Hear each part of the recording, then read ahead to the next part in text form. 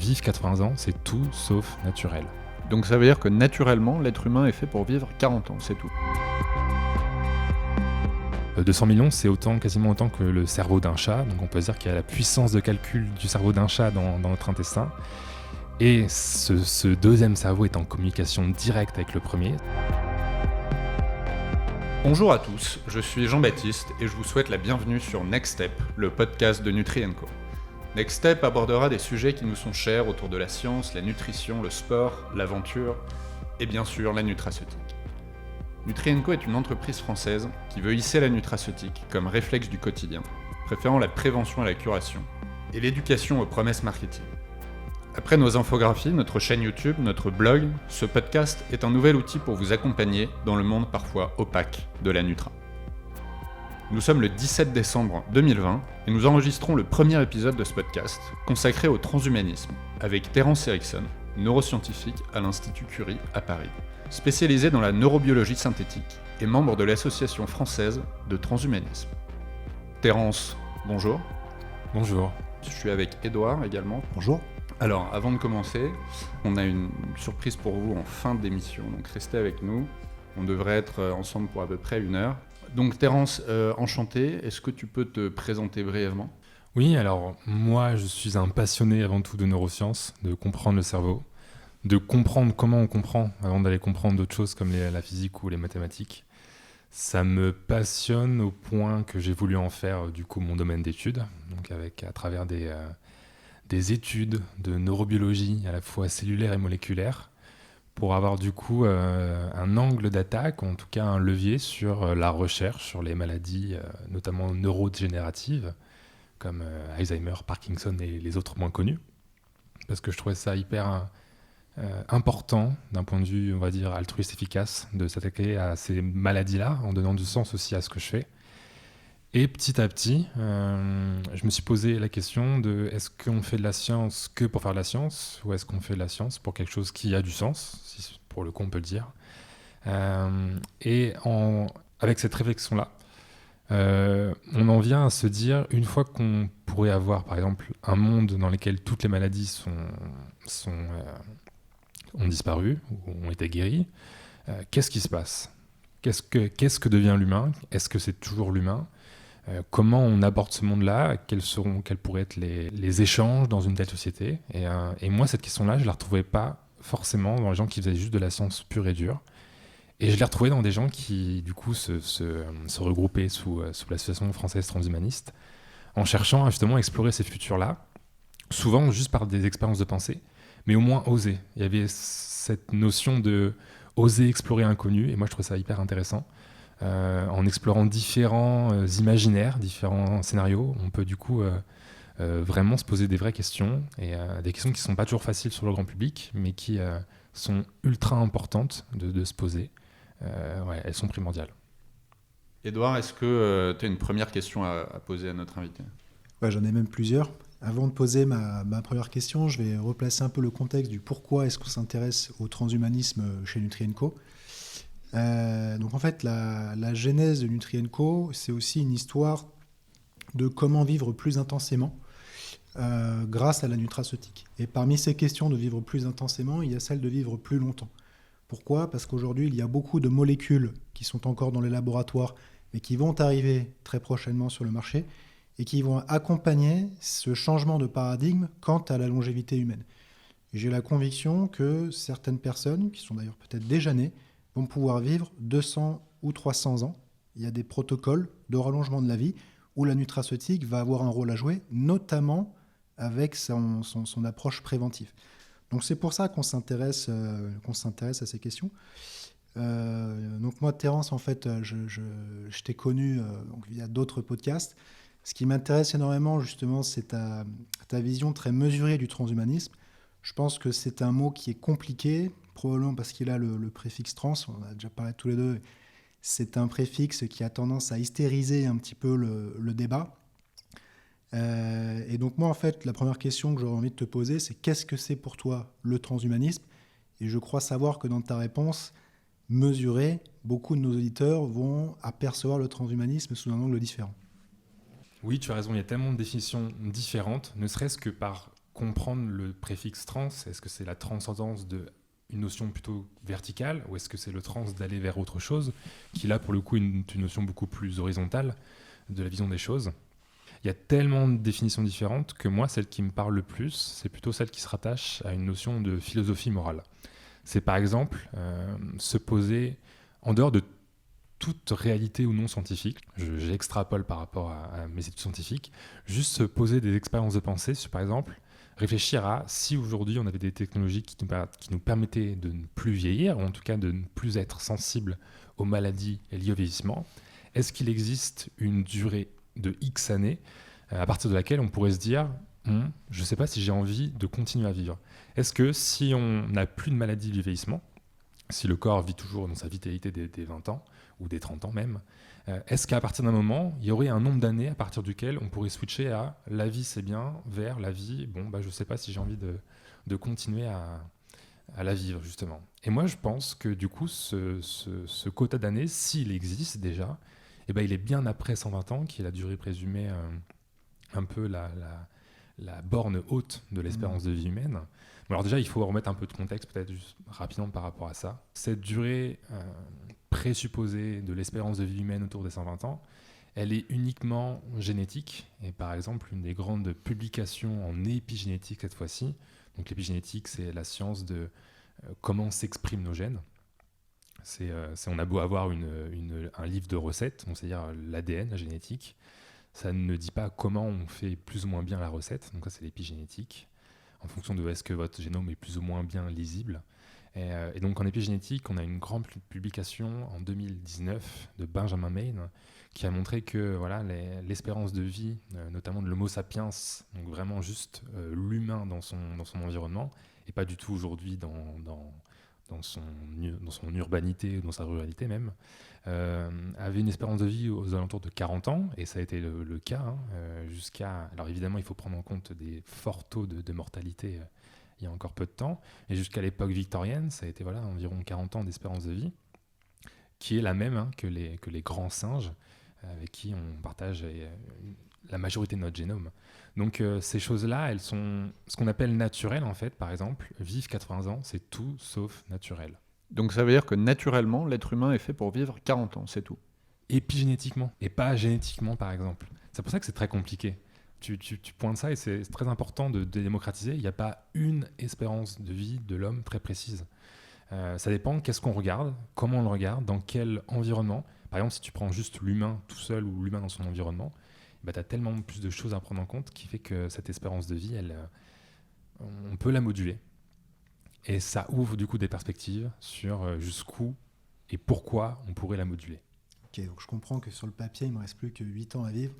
On va s'activer un peu. Non, promis. Non. L'une des questions que j'ai sur cette histoire un peu de la longévité, c'est, je sais que tu t'intéresses beaucoup à la question, est-ce que tu peux nous faire un résumé des avancées scientifiques qui nous permettent de dire qu'aujourd'hui on va dépasser cette fameuse barrière des 120 ans, qui est celle que j'avais en tête aussi, celle des 40 ans, je l'avais un peu moins en tête, même si pourtant chez Nutri&Co on s'intéresse à l'épigénétique. Mais voilà, est-ce que tu peux nous dire grosso modo ce qui nous permet d'entrevoir une longévité supérieure à 120 ans ? Alors, en un mot, je dirais convergence. En tout cas, la convergence des domaines scientifiques entre eux. Aujourd'hui, on est en train d'avoir une approche qu'on va appeler holistique, pour dire le tout, plutôt que réductionniste.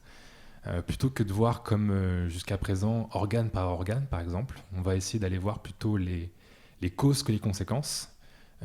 Prenons un exemple, si on prend un cancer ou la maladie d'Alzheimer, par exemple, plutôt que d'attendre que la maladie se déclenche, on va essayer de comprendre et par exemple d'analyser que le cerveau ou pour le cancer, par exemple, que le poumon, si c'est un cancer du poumon. On va essayer d'aller voir en amont, donc les causes, quels sont les facteurs qui déclenchent. Et on se rend compte que ces facteurs-là, en fait, ils ne sont pas du tout propres à chaque organe, mais ils sont propres à l'organisme entier. On a notamment, alors ça c'est en 2013 l'article de Lopez-Ottin qui a fait une review sur toute cette science de la longévité, donc c'est les fameux 9 marqueurs du vieillissement. Donc c'est lui, Lopez-Ottin en 2013. Il a réussi à en noter 9, moi je pense qu'on pourra même rajouter un 10e et un 11e juste après.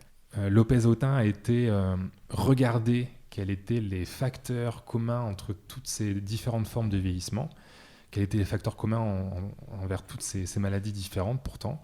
Et on a vu que voilà, il y avait pas mal de choses qui étaient redondantes, notamment sur l'aspect antioxydant, sur l'aspect pro-inflammatoire, sur l'aspect génétique, épigénétique, sur la qualité de la nutrition notamment, qui faisait qu'on avait des causes communes à tout un tas de maladies liées au vieillissement, et qu'en fait les causes du cancer ou les causes des maladies neurodégénératives ou je sais pas de l'arthrose ou de l'ostéoporose, en fait il y avait des causes communes qu'on pouvait aller chercher du coup, et ça a un peu remis une sorte de coup de fraîcheur dans les sciences de la longévité. Alors moi j'avais dit que j'en ajouterais bien une 10e et une 11e. La 10e c'est la qualité de la barrière intestinale, parce qu'on découvre aujourd'hui qu'il y a beaucoup de choses qui passent par l'alimentation, et que par exemple on aurait pas mal d'autres maladies comme la maladie d'Alzheimer ou de Parkinson par exemple, qui en fait pourraient avoir des prémices ou des causes en tout cas dès l'intestin.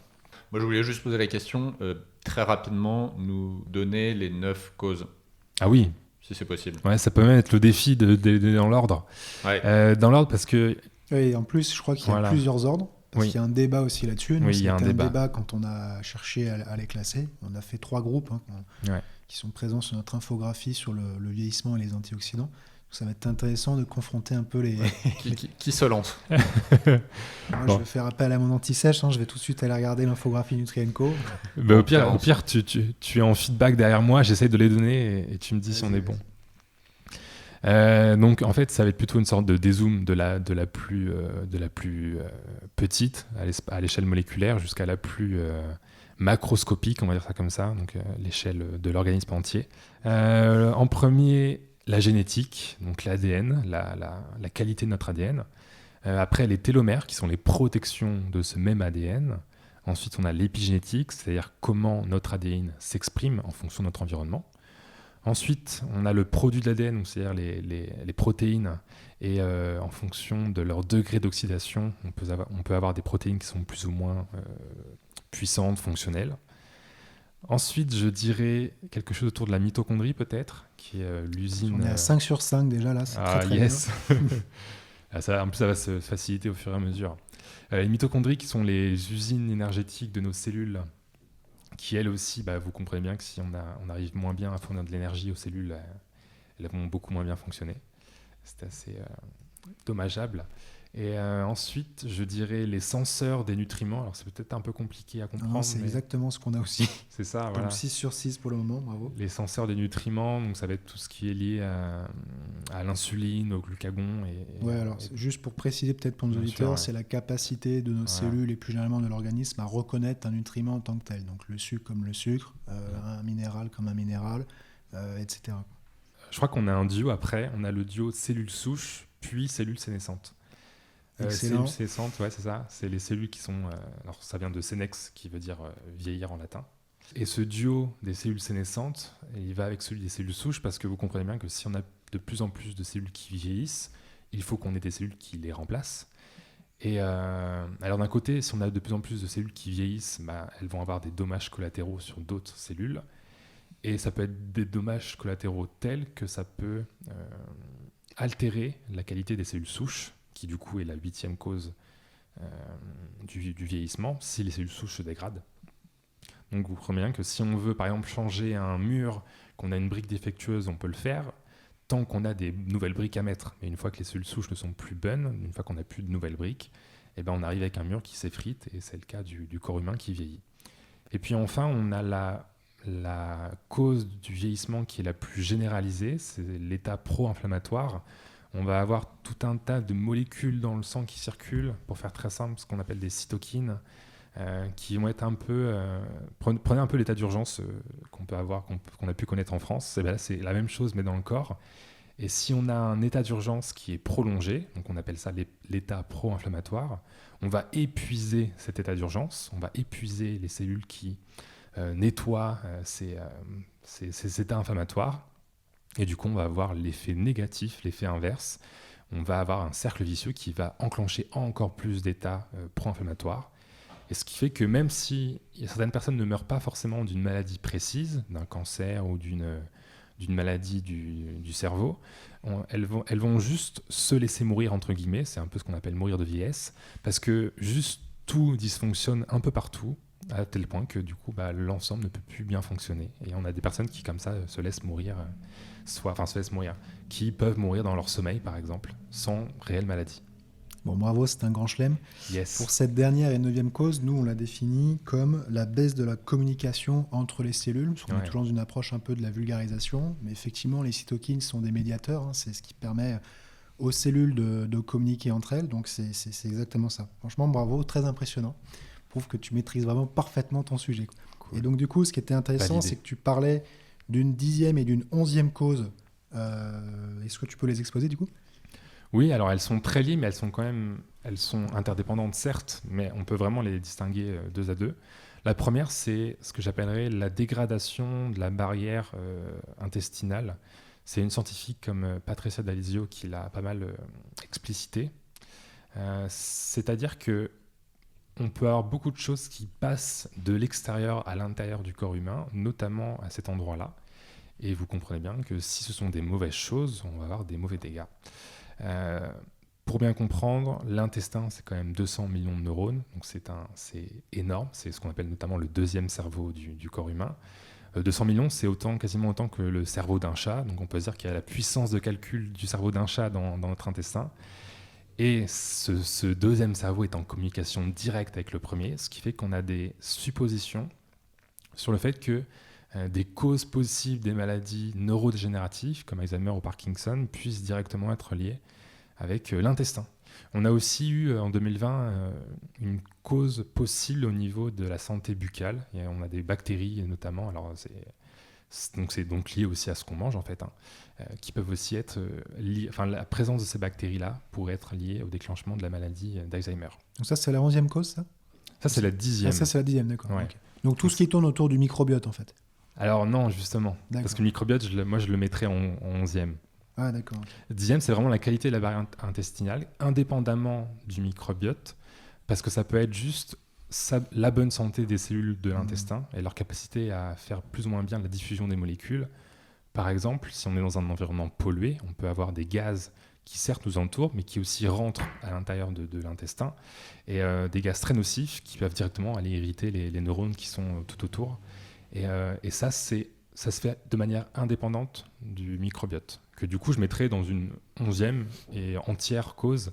Ouais, je te rejoins bien volontiers, puisque finalement, nous aussi, chez Nutri&Co, on va distinguer à la capacité de la paroi intestinale à retenir les éléments qui ne doivent pas passer la barrière. Et effectivement, le microbiote, s'il peut avoir une incidence, il n'est pas le seul sur ces deux éléments. Et au-delà de ça, le microbiote n'est pas uniquement dans l'intestin, il est aussi, comme tu me précisais, dans la bouche, au niveau des parties génitales, et ailleurs, il est partout en fait au sein de l'organisme. Même si le gros du microbiote est dans l'intestin, je crois qu'on a en moyenne entre 2 et 3 kilos de bactéries dans l'intestin. Et peut-être qu'on en découvrira d'autres. Ouais, on ne sait jamais. Alors, il y a aussi une autre question à ce niveau-là, c'est que j'ai eu la sensation, peut-être dans des écrits un peu vulgarisés, mais qu'on essayait de les classer par ordre d'importance et qu'on essayait de comprendre les interactions de ces 9, allez, disons 11 causes, puisqu'on t'a autour de la table aujourd'hui. Est-ce que tu peux confirmer qu'aujourd'hui, il semble compliqué de dégager une cause primaire et que finalement, c'est bien l'interaction de l'ensemble de ces causes qui mène au vieillissement ? Ou alors, est-ce qu'au contraire, il y en a une qui sort du lot ? Alors non, il n'y en a pas une qui sort du lot pour l'instant, avec l'état actuel des connaissances qu'on a. On a par exemple un scientifique comme Miroslav Radman qui, lui, est beaucoup plus convaincu que la plus importante, c'est la santé des protéines et pas de l'ADN, et que peu importe quel est l'état de l'ADN, il faut que les protéines soient, elles, en bonne santé. Donc c'est plutôt l'aspect antioxydant qui devient très important. Notamment, Miroslav Radman a fondé un entier institut en Croatie pour explorer cette question-là. Là, on a de plus en plus de certitudes, c'est qu'il y a des causes qui sont moins importantes parce qu'elles peuvent être très ambiguës. Je pense au cas des télomères. On ne sait pas encore...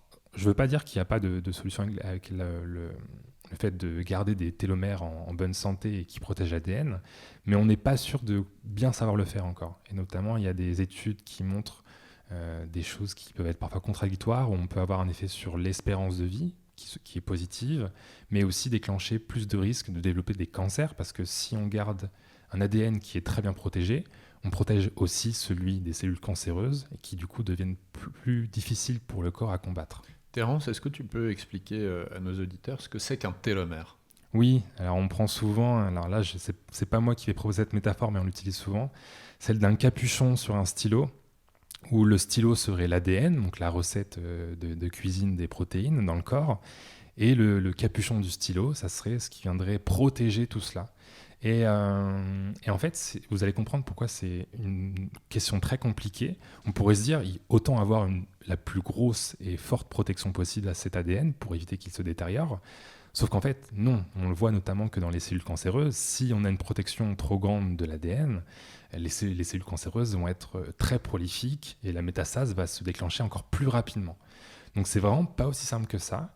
Et en fait, ça devient même contre-intuitif quand on sait que imaginez qu'une cellule devienne plutôt très vieillissante, le corps humain a bien plus avantage à l'éliminer plutôt que de la garder, et du coup il y a bien plus d'avantage à avoir un télomère, donc cette protection qui se dégrade petit à petit, comme une sorte on appelle ça une horloge biologique, en tout cas un suivi de la santé cellulaire, de la santé de la cellule, pour pouvoir la mettre entre guillemets à la poubelle dès qu'elle n'est plus assez bonne. Et dès qu'elle plus assez bonne, ça sous-entend qu'elle a de plus en plus de pourcentage, par exemple, de partir dans un cancer ou dans une cellule qui ne se contrôle plus. On est d'accord que les télomères, ils se dégradent au moment de la division cellulaire, c'est bien ça ? Oui, etc. À chaque fois que qu'une cellule en donne deux, un morceau de ce capuchon est enlevé. Ce capuchon qui lui aussi en ADN, c'est juste la prolongation de l'ADN. On a quelqu'un comme la fondatrice de BioVivia qui a fait une thérapie génique. Voilà. J'allais en parler. Lise Parrish. Tu me coupes l'herbe. Mince. On mettra toutes les références dans la description, comme ça vous pouvez aller retrouver les articles dont tu parles, Terence. Super. Lise Parrish, donc fondatrice de BioVivia, qui a fait elle une thérapie génique pour rallonger son télomère. Alors pour l'instant, je trouve qu'elle se porte plutôt bien et qu'elle montre des résultats assez encourageants. Mais c'est un peu ça aussi le transhumanisme, c'est-à-dire qu'on se pose la question à partir de quel moment sur le corps humain on peut faire des modifications. Et on se rend bien compte que quelqu'un comme Lise Parrish, qui consciemment, en connaissant les risques, fait une modification sur son corps, c'est plutôt bien accepté.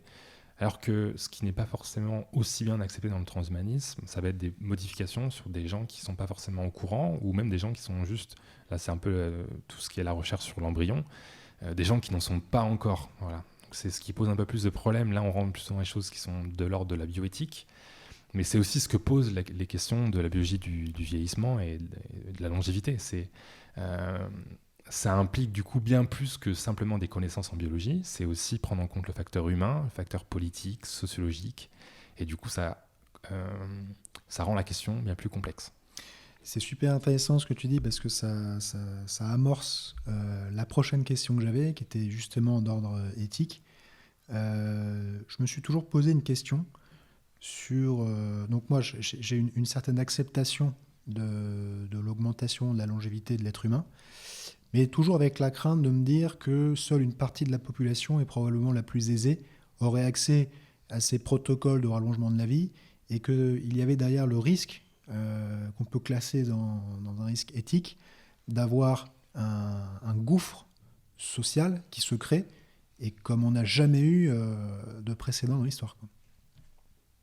Alors oui, ce gouffre, il existe, et au contraire, il ne faut surtout pas le nier. Et je pense que c'est ce qui est intéressant dans la question du transhumanisme. C'est-à-dire que si on ose parler du transhumanisme, si on ose explorer ces questions-là, du coup, on ose affronter cette question. Et il y a une certaine chose qui pas forcément me dérange, mais que je trouve dommage dans les gens qui rejettent en tout cas le débat sur le transhumanisme, en disant on n'ose même pas débattre, on peut faire combattre cette idée-là. C'est que du coup, ils se ferment la porte à un débat qui va arriver, et qui est primordial d'avoir, c'est cette question-là, voilà, de l'accès à ces technologies. Il peut y avoir différents niveaux de questionnement à se poser.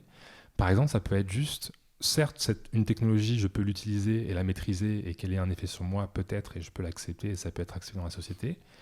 Mais il faut aussi se poser la question de si moi j'ai cette technologie, comment ça influence quelqu'un qui n'a pas cette technologie. Cette notion de fracture entre avoir accès ou pas à une technologie. Alors moi, j'ai pas du tout la réponse, mais en tout cas, je milite pour qu'il y ait, en tout cas, j'essaye d'organiser via l'association des débats où on invite les citoyens à prendre part à cette question, à déjà la comprendre. Donc, c'est un gros travail de médiation et de vulgarisation. Et puis après, de leur laisser la parole. Alors, certes, du coup, on va leur laisser sur la parole sur des questions qu'ils ne maîtrisent pas forcément. Mais c'est aussi ça la démocratie. Il va falloir laisser la parole un peu à tout le monde pour que chacun puisse avoir son mot à dire. Puisque, du coup, nous, cette ambivalence entre démocratie et transhumanisme, nous, on essaye de se dire que ce qui définit la démocratie, c'est quand les décisions sont prises par les gens qui auront à les subir. Et du coup, si on veut avoir une science, ne serait-ce qu'une science qui soit démocratique, il faut que les gens qui prennent les décisions en science soient aussi ceux qui auront à les subir. Et aujourd'hui, ce n'est pas vraiment le cas. Voilà. Donc on peut débattre sur est-ce que c'est ce qu'il faut ce qu'on vise ou pas. Mais en tout cas, je pense que c'est hyper important d'avoir ce débat.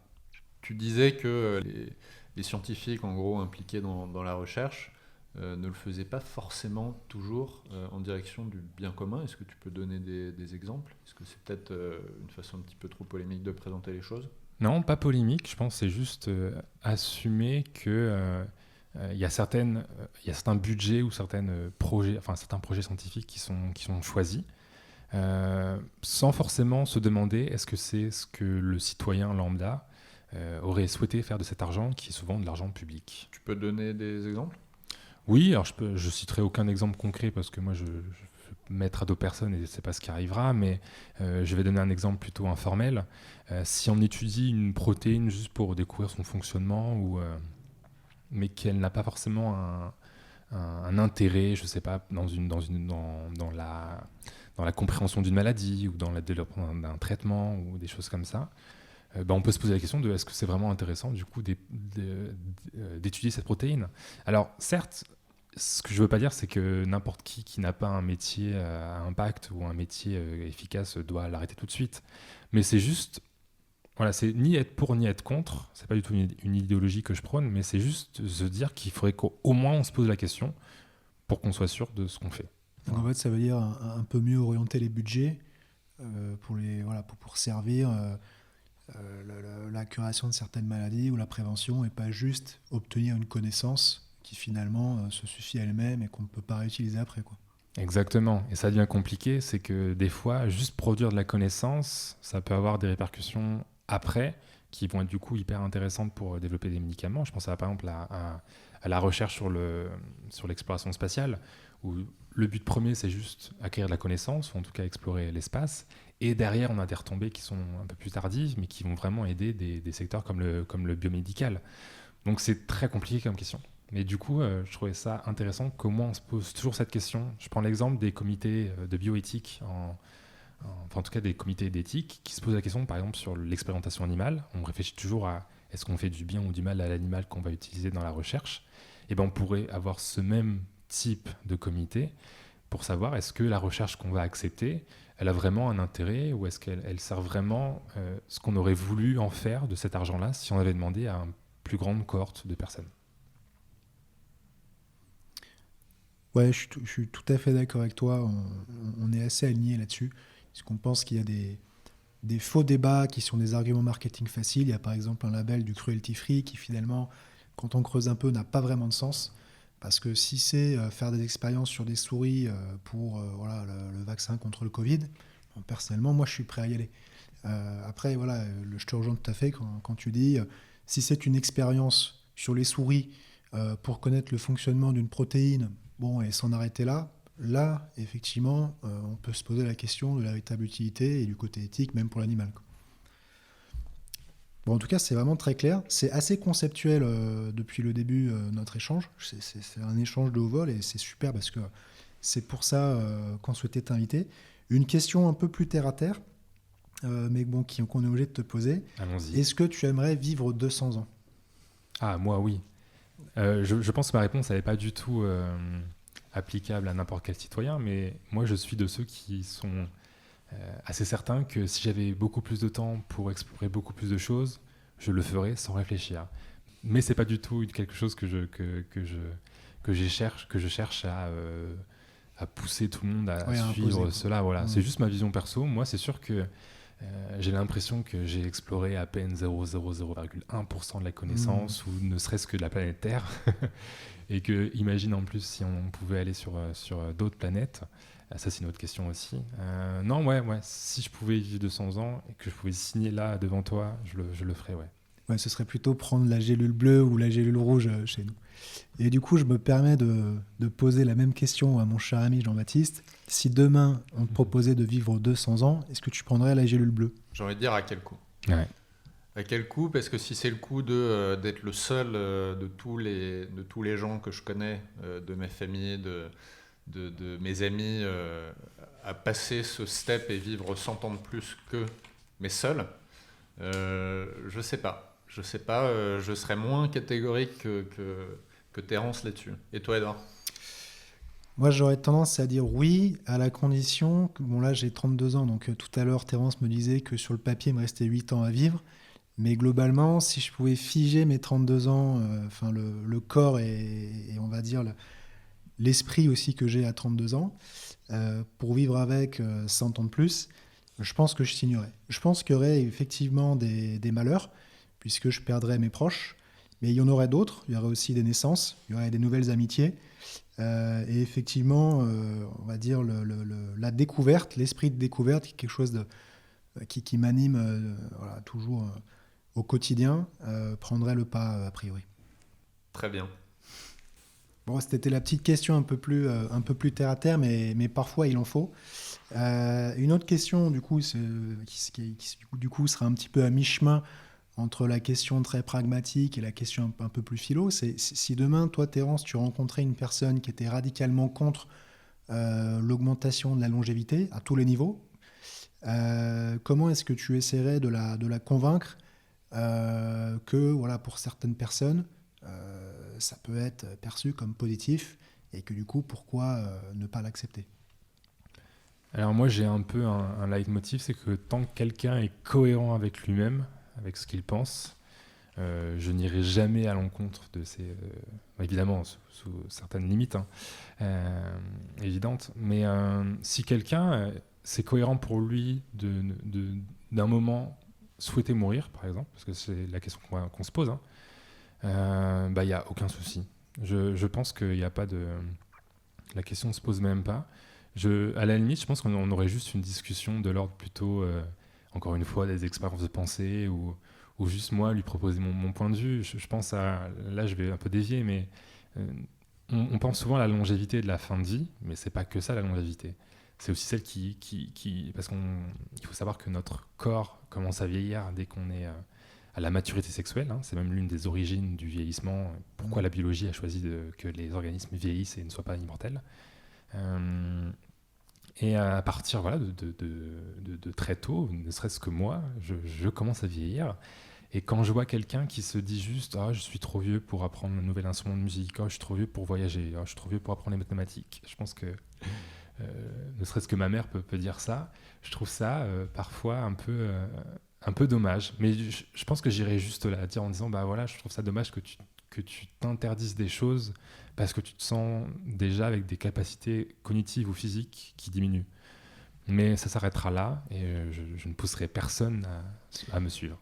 Est-ce que tu penses du coup qu'il y a un conditionnement social en fonction de son âge ? C'est-à-dire, est-ce que finalement, à partir d'un certain âge, j'en sais rien, imaginons que ce soit 50 ans, il y a une certaine pression sociale qui nous empêche de prendre plus de risques que par le passé, qui nous fait croire qu'on sera moins performant dans l'apprentissage d'un instrument de musique que plus jeune. Est-ce que tu ressens ça ? Ouais, je pense que c'est même plutôt que dépendant de l'âge, je dirais plutôt dépendant de la connaissance, en fonction de ce qu'on a eu comme vie et comme richesse de vie, etc. Question que je me pose finalement, c'est si il n'y a pas une question de génération aussi. C'est-à-dire que moi, je suis convaincu que notre génération, parce qu'elle s'est en grande partie affranchie de ce que j'appelle moi l'éducation de masse, avec l'école. Typiquement, je sais que Jean-Baptiste et moi, on s'est beaucoup formés, par exemple, en nutraceutique sur Internet. On s'est beaucoup formé aussi sur le management, notre entreprise, notre façon de vendre sur Internet. Et donc, finalement, on sait qu'on peut aller chercher du savoir. Alors que les générations qui étaient qui étaient moins exposées au digital, avec également un système d'éducation qui avait des fondations un peu plus solides par le passé, une fois qu'elles en sont sorties, elles étaient censées être armées pour toute la vie. Et du coup, on ne réouvrait pas l'idée d'aller apprendre quelque chose. Je pense qu'on est peut-être une génération où justement l'apprentissage fait partie du côté un peu excitant de la vie à tous les âges. Excitant d'un point de vue anglo-saxon, entendons-nous. Ouais, je suis super d'accord. Et je trouve que cette question de la génération, elle rejoint la question du coup de la connaissance. Où, par exemple, si on remonte à peine 20 ans en arrière, on ne savait même pas quel était le génome humain. Le premier génome humain a été séquencé en 2003, par exemple. Donc il y a toute une génération de personnes qui ont vécu avec des choses qui étaient juste pas accessibles encore. Par exemple, séquencer un génome humain et comprendre voir un gène humain, ne serait-ce que ça, c'était quelque chose encore irréalisable il y a 25 ans, par exemple. Et donc, c'est aussi ça, une question de génération, une question de connaissance. Évidemment, quand on vit dans un monde où les choses sont telles quelles, où on se dit, bah voilà, vivre, je sais pas, 75 ans, c'est la norme et tout le monde fait comme ça autour, on est une sorte, peut-être un formatage, où du coup, bah, on pense comme ça et on ne le remet pas forcément en question. Et là, aujourd'hui, bah voilà, le savoir scientifique explose, les potentialités explosent. Et du coup, ça nous amène à repenser plein de choses, à se dire, ah ok, là on a vu faux pendant 30, 40, 50 ans. Ne serait-ce qu'en neurosciences, là on est en train de voir qu'en 3D, un neurone, ça n'a pas du tout la même forme ou la même dynamique qu'un neurone en 2D, comme on a étudié sur des cultures de boîtes de pétri, donc à plat pendant je sais pas, 50 ans. Voilà, les choses explosent, on voit les choses différemment, et peut-être que cette notion de génération, c'est aussi une notion de connaissance. Ouais. Moi, j'ai une question. On parlait de l'ISPARISH, on parle des expériences qui sont en cours. On parle de quelle temporalité là, pour des thérapies géniques qui permettraient d'augmenter vraiment la durée de vie et pas uniquement des expérimentations. Est-ce qu'on parle à 50 ans, 100 ans, 200 ans? Est-ce que tu as une vision là-dessus? On n'en a aucune idée. On n'en a aucune idée parce que ne serait-ce que ce théorique plafond à 120 ans d'existence, parce que c'est un peu l'âge où meurent les super centenaires, on ne sait pas du tout si c'est vrai ou pas. On n'a aucune preuve scientifique, on n'a aucun consensus scientifique pour dire que c'est ça le plafond de verre de notre génome. On a juste des gens qui atteignent cet âge-là et qui après n'arrivent pas à vivre plus vieux que ça, mais on n'a aucune preuve. On ne sait pas du tout qu'est-ce qui se passe à ce moment-là. C'est juste trop peu étudié, on a juste trop peu de données. Et c'est juste se tromper que de donner des prédictions, des prévisions, avoir cet aspect un peu prévisionnel sur qu'est-ce que ça pourrait donner, jusqu'où on pourrait aller, jusqu'où telle technologie pourrait rallonger. Moi, je pense qu'une version alternative, c'est de voir pas l'allongement de la vie forcément d'une manière absolue, mais plutôt relative. C'est-à-dire que c'est pas forcément passer de 80 ans à 120 ans, mais ça peut être continuer à vivre 80 ans, mais sur ces 80 ans, on ne vit plus, par exemple, je sais pas, 50 ans en bonne santé, puis 30 ans où la santé, elle se dégrade, mais quasiment 80 ans où on est sur une santé qui est vraiment maîtrisée, en tout cas sans maladie, le plus possible. Et il y a aussi un peu comme ça, on démystifie un peu une idée reçue. Les transhumanistes ne veulent pas du tout qu'on vive 20 ans de plus sur un lit d'hôpital. Personne ne le veut, et surtout pas les transhumanistes. C'est évidemment pas ce qui nous anime. Ouais, c'est super intéressant ce que tu dis parce qu'il faut le préciser. Quand on appréhende la longévité humaine, que ce soit chez Nutri&Co ou je pense pour toi Terence, on l'appréhende en santé, enfin en bonne santé. Je crois que l'âge moyen pour un homme en France de vivre en bonne santé, c'est 62 ans. Et en fait, c'est cet âge-là qui va nous intéresser. C'est ça ce seuil qu'avec l'augmentation de la longévité, on va essayer de repousser. Donc j'adhère totalement à ce que tu dis et tu fais bien de couper court un peu aux idées reçues autour de ça. Et ça, la nutraceutique peut nous aider. Justement, j'avais posé la question classique, c'est finalement, est-ce que toi tu es sensible à la nutraceutique? Déjà, est-ce que tu connaissais le mot nutraceutique avant de rencontrer Nutri&Co ou pas? Alors, je connaissais et je suis sensible parce que, évidemment, ça m'intéresse. Parce que c'est l'une des rares choses sur lesquelles moi je peux agir très rapidement, enfin, en termes dès sa jeunesse, en fait, on va dire ça comme ça. On peut agir sur, du coup, sa manière de se nourrir qui va, du coup, avoir des répercussions immenses. Alors, entre guillemets, la pilule miracle, ça reste le sport parce que là, évidemment, l'activité sportive est encore plus puissante qu'une bonne alimentation. On pourra y venir et le développer si on veut. Mais l'alimentation, c'est ce qui vient juste après, hein. C'est ultra important. Et si les gens sont curieux, moi, ce que je mettrais encore en troisième position, c'est l'environnement de vie. Et être dans un environnement de vie, le moins pollué possible. Donc la pollution, notamment sur les aliments et évidemment dans mon collimateur. Pour en revenir sur la nutraceutique, alors moi je teste certaines choses. Enfin, les microalgues me fascinent pas mal.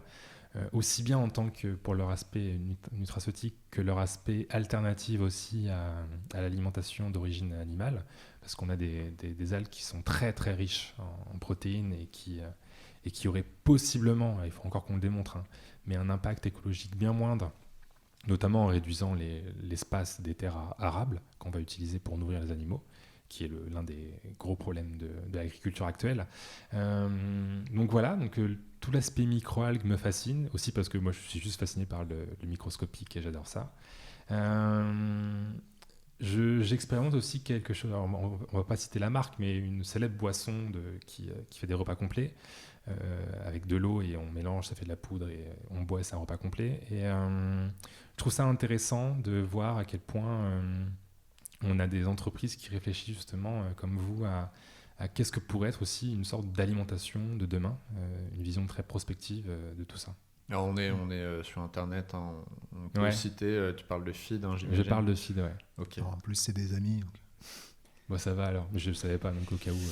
Non, il n'y a aucun souci avec ça. Non, c'est très intéressant. Après, c'est vrai que en France, le substitut de repas en poudre est quand même assez clivant.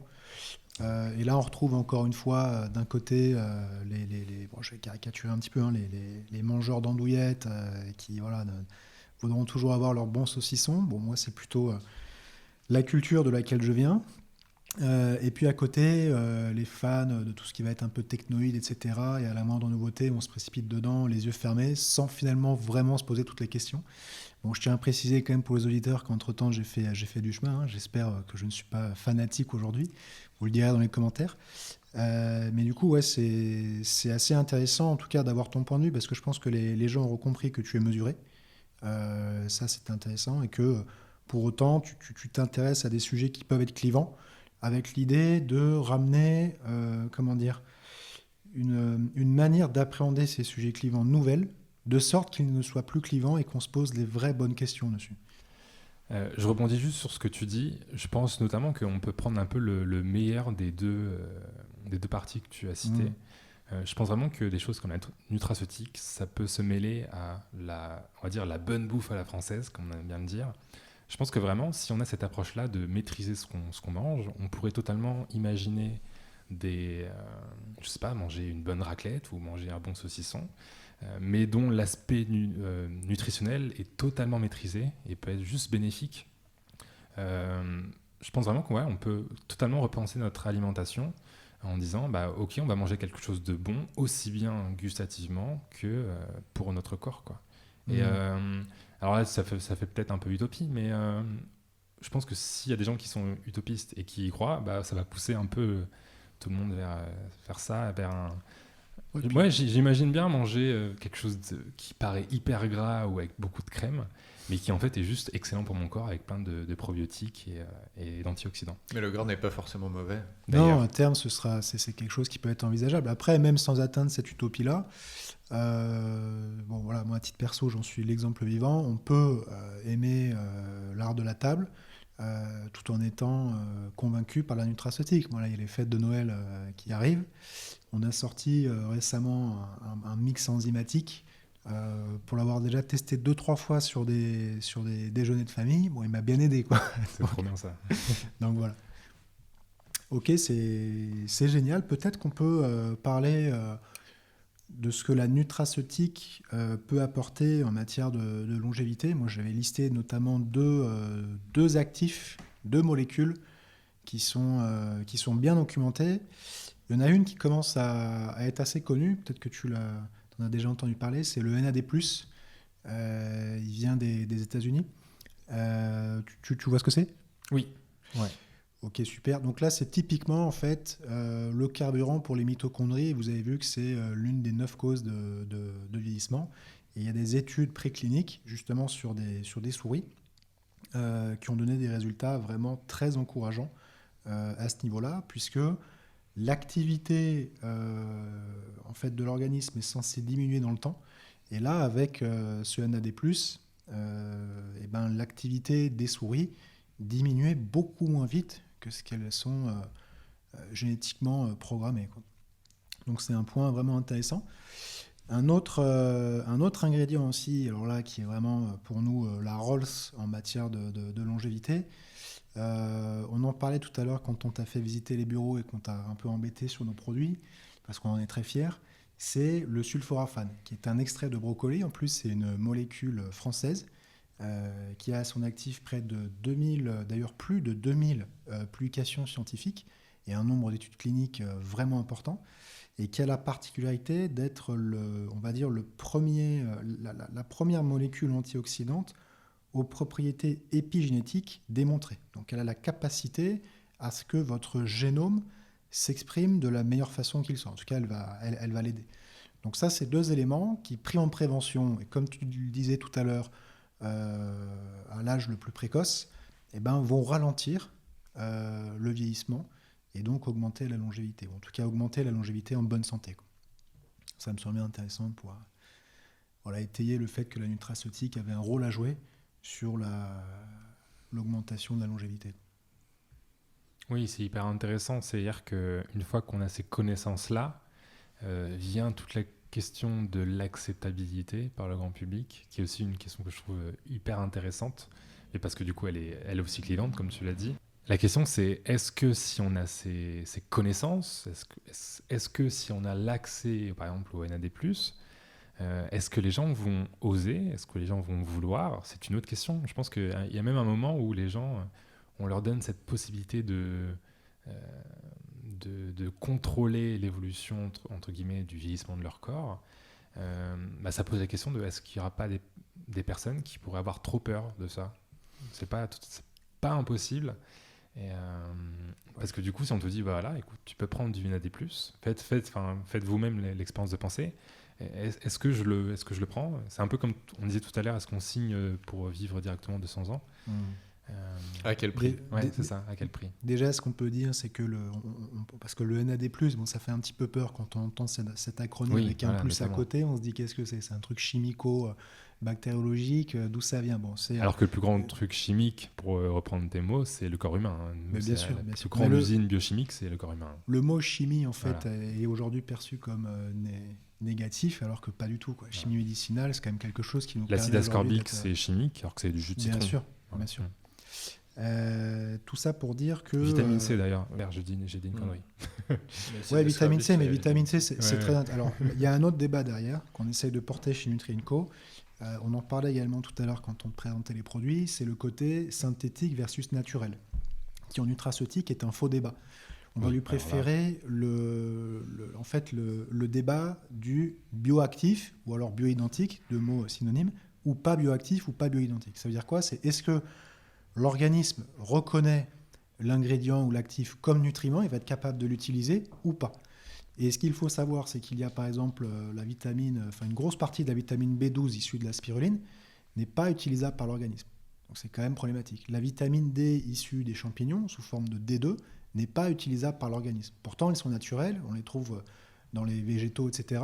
Sur le plan marketing, on coche toutes les cases, mais ça ne fonctionne pas. Donc il y a quand même un problème. À côté de ça, il y a une étude clinique sur l'absorption de la vitamine C qui a montré que la vitamine C synthétique, mais 100% bioidentique, avait les mêmes résultats que la vitamine C qu'on trouve dans le kiwi, qui est l'un des fruits les plus riches en vitamine C. Donc là, je pense qu'il y a beaucoup d'idées reçues qu'il faut parvenir à déconstruire.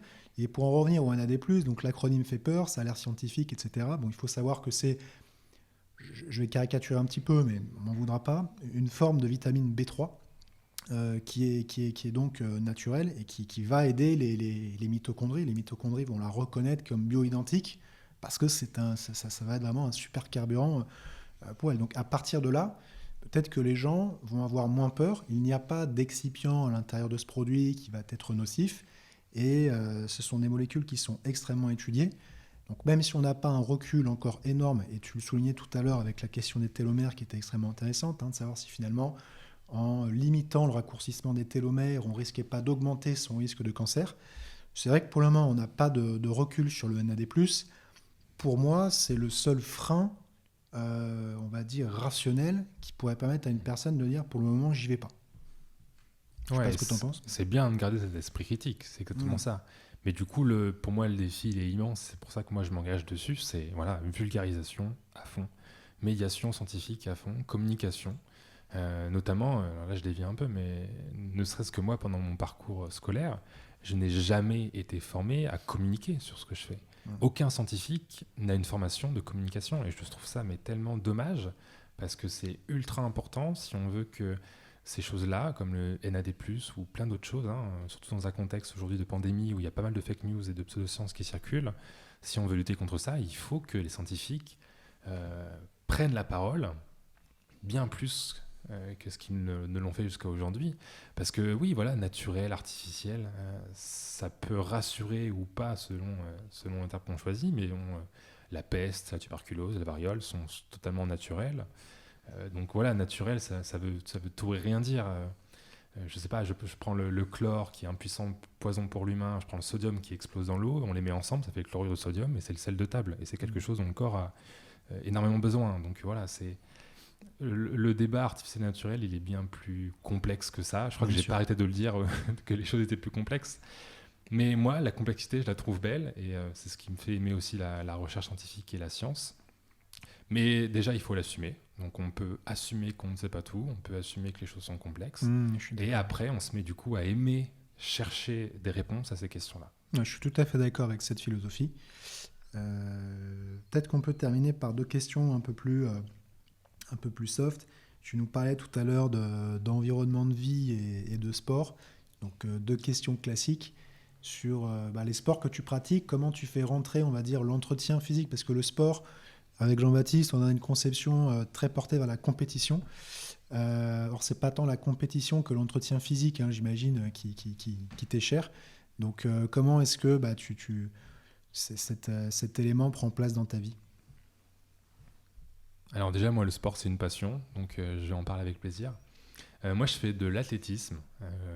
Alors, ça va peut-être pas vous étonner, mais c'est pour cette notion de dépassement de soi et de ses limites, donc qui est quelque chose qui fait sens et écho à tout ce qu'on a dit jusqu'ici. Mais pour une autre raison, c'est que via le sport et via l'athlétisme, j'ai l'impression de pouvoir atteindre des limites humaines, et ce qui me rend encore plus humain. C'est-à-dire que voilà, sur le moment donné, j'ai l'impression de totalement avoir connaissance et conscience de mon corps.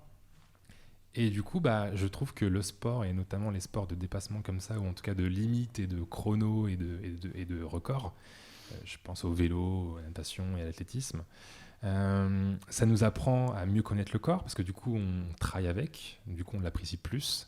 Et se dégage tout autour une philosophie aussi du bien manger, du coup, qui se raccroche directement à une nutraceutique. On parle souvent de philosophie de vie, mais le sport, c'est vraiment ça.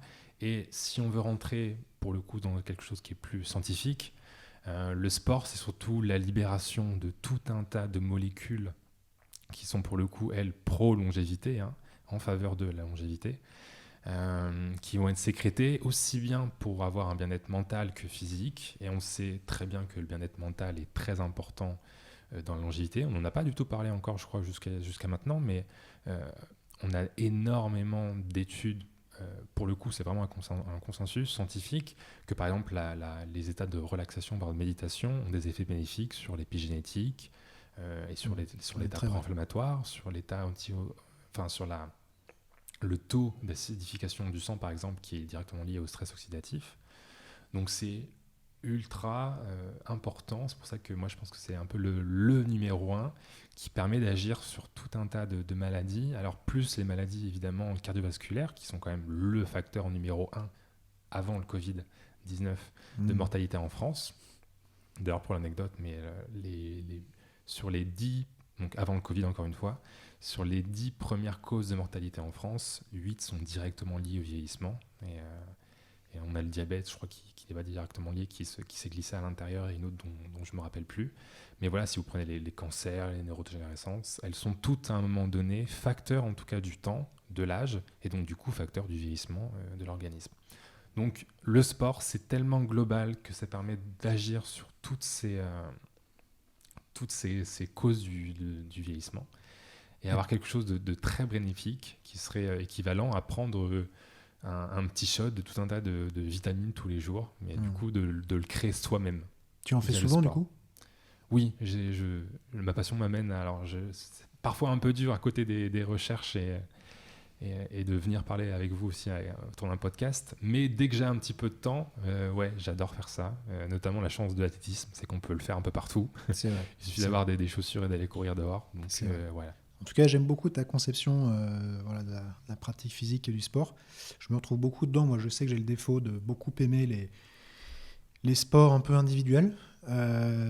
Pourquoi ? Parce qu'en fait, on est son propre challenger, en fait. Exactement. Et, voilà, on se bat avec soi-même. Et c'est des moments d'introspection qui sont forts, où on apprend à se découvrir.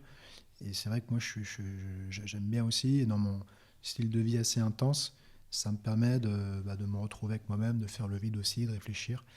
Et à Aix-en-Provence, en venant s'installer ici avec Jean-Baptiste, on avait pour ambition, ce qui va m'amener sur cette dernière question, avoir un environnement de vie qui soit, on va dire, plus sain que ce qu'on avait à Paris, moins pollué, moins stressant, avec une nature à proximité, puisqu'on a la chance de pouvoir, en partant des bureaux, en courant, avoir accès au plateau de la Sainte-Victoire. Et du coup, ma question, c'est pourquoi ne pas quitter Paris, qui, on va dire, à première vue, semble être un environnement assez stressant et assez pollué. Alors, je vais avoir une réponse, je ne sais même pas si elle rentre dans le cadre de ce podcast, mais je suis juste tellement sous le charme de la richesse et de la complexité parisienne. Moi, j'ai fait toutes mes études à Grenoble, donc c'était une ville ultra étudiante et je ne regrette pas du tout. Mais maintenant, à Grenoble, je dis ça parce que du coup, il y a les montagnes et là aussi, en juste 10 minutes de basket et d'aller courir, on est directement dans les montagnes, littéralement. À Paris, c'est pas du tout le cas, mais je suis juste la richesse qu'il y a à l'intérieur et de ce qui en émane. Alors évidemment, il y a deux catégories de gens. Il y a les gens métro boulot dodo, un peu le cliché. Mais voilà, ces gens-là, s'ils veulent vivre comme ça, il n'y a pas de souci. Mais je pense que vraiment, il y a entre le boulot et justement le chez-soi, il y a tout cet environnement de tiers-lieu à Paris, tiers-lieu vraiment dans troisième place, où on peut vivre, avoir des choses interactives, associatives, des vrais projets. Et moi, j'adore ça. Donc voilà. Et ça m'a permis aussi de rencontrer plein de gens et de faire plein de projets, notamment pour la science et ne serait-ce que pour la longévité à Paris. Donc voilà, j'adore Paris, je m'y sens très très bien, mais sinon j'adore aussi toutes les autres villes de France. C'est une super réponse. Moi, c'est là-bas où j'ai rencontré Jean-Baptiste, et justement un peu dans ces tiers-lieux que tu décris. Je suis tout à fait d'accord. Paris, c'est un peu la ville que tu en fais. Et il suffit de savoir l'appréhender. Après, tu peux te faire rattraper aussi par certains rythmes. C'est vrai qu'aujourd'hui, Jean-Baptiste et moi, en tant qu'entrepreneurs, on a un style de vie, on va dire, un peu plus cadré sur le professionnel qu'il y a quelques années, où on s'est trouvés ensemble, on s'est rencontrés autour d'un style de vie un peu plus étudiant et autour d'un Paris qu'on apprécie vraiment beaucoup. On peut dire un mot dessus ? Non, mais c'est vrai que Paris, ouais. En revanche, tu payes plus cher ton... Non, mais sur la pollution. Oui, parce que tu payes plus cher ton assurance en vivant à Paris, parce qu'ils considèrent que tu as beaucoup plus de risques sur ta santé, que tu vivras moins longtemps en vivant à Paris qu'à l'extérieur. Alors, je ne milite pas du tout pour que les gens viennent s'installer à côté de chez moi. Mais il y a quand même ce risque-là de pollution qui rentre dans le débat direct de la longévité, quoi. Ah ouais, moi, c'est le point noir. Ouais. C'est vraiment... du coup, j'ose le dire, je suis un peu un gros anti-voiture à Paris, mais Ouais, pour moi, On va pas se faire des amis. Ouais, non. Mais la pollution, c'est un immense problème parce que c'est un facteur directement impactant sur le bien-être cellulaire et moléculaire. Au-delà de juste se sentir mal ou d'avoir, je sais pas, c'est bien plus que juste mental. La pollution, ça a vraiment des impacts très ravageurs. Ouais. Excuse-moi, mais il y a la pollution liée aux voitures, mais il y a aussi celle des microparticules dans le métro, il y a aussi la pollution lumineuse, la pollution sonore, la pollution... Il y a vraiment énormément de choses. Oui, j'allais y venir. Moi, je suis notamment sensible à la magnétite, qui est une des microparticules justement des gaz d'échappement, qui peut... Alors, on n'est pas encore très très sûr de son effet, mais on pense qu'elle peut se capter sur les récepteurs olfactifs qui sont au niveau du nez et du coup être directement en contact très rapidement avec le cortex préfrontal, qui du coup la partie du cortex qui est la plus en avant de la tête. Et du coup déclencher plein de choses pas ouf parce que la magnétite, lorsqu'elle rentre en contact avec un neurone, elle est totalement endocitée. Donc endocitée, c'est-à-dire qu'elle rentre à l'intérieur et qu'elle est stockée comme déchet dans le neurone. Donc ça fait un peu comme un déchet dont le neurone ne sait pas quoi faire. Donc le neurone le stocke. Plus il y en a, plus le neurone le stocke. Ça fait des grosses boules de magnétite dans les neurones. Et ça peut déclencher pas mal de choses pas très sympathiques. Mais encore une fois, on n'est pas encore sûr que ça fonctionne comme ça. Mais rien que le fait qu'on ne soit pas sûr que ça fonctionne comme ça, ça justifie le fait d'avoir une politique qui vise à enlever la pollution des villes parce que la question, elle est juste trop importante. Aujourd'hui, on est certain, il y a vraiment quelque chose dont on est certain, c'est qu'il y a des millions de personnes qui meurent chaque année de la pollution. Alors évidemment, plus dans d'autres pays qu'ici en France, mais en France, la pollution a un impact sanitaire immense. Ouais, et ça. En plus, on le sous-estime. Ouais. Merci en tout cas pour ta venue. Je voulais te féliciter aussi pour ce que tu es. C'est finalement aujourd'hui, je trouve assez rare de rencontrer des personnes de 24 ans qui ont une telle érudition, qui s'intéressent à des sujets qui touchent des domaines divers comme la science, la philosophie. Merci d'avoir accepté aussi notre invitation, parce qu'on peut préciser qu'avant ça, tu ne nous connaissais pas. Bon, moi, à titre perso, donc je te connaissais parce que je te suis un petit peu. Voilà, donc vraiment un grand merci. Merci beaucoup à tous les deux et à toute l'équipe de Nutri&Co. Alors merci de nous avoir écoutés. Comme je disais en début d'émission, on a une surprise pour vous, c'est un petit code promo. Next Step janvier, tout attaché. Donc c'est le nom du podcast et janvier tout attaché. Donc c'est un code promo valable sur le site internet qui vous donnera 10% de remise sur votre commande. Il est valable une seule fois par personne jusqu'au 31 janvier 2021. Toutes les sources et les notes de l'émission sont disponibles sur le blog de Nutri&Co. On fera un billet de blog. Ce podcast est disponible sur vos applications de podcast en tapant Nutri&Co, mais aussi sur SoundCloud et notre site internet nutriandco.com. N'hésitez pas à laisser votre avis et si possible une notation 5 étoiles, ça nous aide vraiment beaucoup. Ciao.